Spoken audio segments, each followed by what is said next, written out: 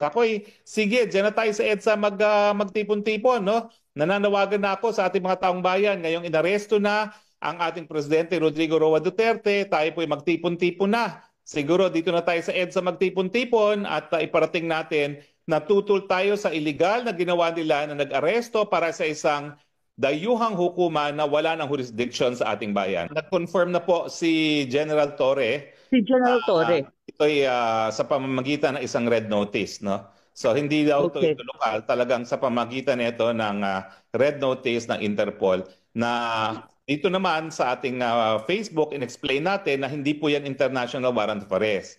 Talagang desisyon ng hukuman ng mga bansa na makipagtulungan sa Interpol.